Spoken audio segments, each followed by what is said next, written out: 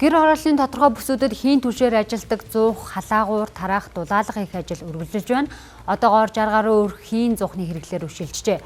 Улмаар нийслэлийн агаарын бохирдол 20%, гэр хорооллоос үүдэлтэй бохирдол 45-аас 50%-аар буурсан үзүүлэлт байна. 2010 оноос хойш Улаанбаатар хотын утааг бууруулахын тулд олон төрлийн арга хэрэглэж багагүй хэмжээний хөрөнгө зарцуулсан. Гэвч зорьсон үр дүндээ хүрч чадаагүй, утаагүй 100 сайжруулсан турш хангалттай үр дүнд гаргаагүй.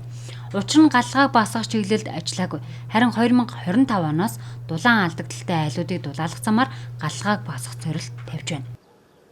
Нийтдээ 5,000 айлыг нийслэлийн хэмжээнд дулаалаад нэгдүгüүрт нь бол дулаалга явьж байгаа. Тэгээд тэдгээрийг газар руу шилжүүлээ. Одоо хийн халаагууд руу шилжүүлээ гэсэн ийм бодлого явьж байгаа. Бэлтгэл ажлууд маань бол одоо бүрэн хангагдаад дуусч байна. За энэхүү газ маань бол одоо яг пропен 100% пропен газ байгаа. Тэгэхээр альва нэгэн хүний эрүүл мэнд болон одоо байгаль орчинд хор нөлөөгүй. Дулаалга хийснээр галлгаа эрс багассан. Галлгаа багасна гэдэг нь ялгаруулах утаа буурч байна гэсэн үг. Цаашлаад дулаалгын шаардлага хангасан айлуудыг хийн түвшээр халдаг 100-тай болгож эхэлсэн. Ингэснээр айлууд сагуугийн хэмнэл хийж 5 тухн нэмэгдэжээ. Халаалт одоо манай энэ гэр хорооллынхны энэ утаа тэгээд энэ цэвэрхэн орчинд амьдрах энэ нэг гарцуулал гэж харж байна л да гэж нэг энэ 100-ыг чи одоо тавиад бид нар гал төлөхгүй нүүрстэйгээ зурлахгүй. Одоо сүүлийн үед бол нүүрсийг чи нэг 7 хоногт нэг 6 шуудаа нүүрс өгöd гэсэн шүү дээ. Тэгэхээр бид нар чинь 7 хоногт нэг удаа нүүрсэндээ явна, нөгөөтгөө буулгана.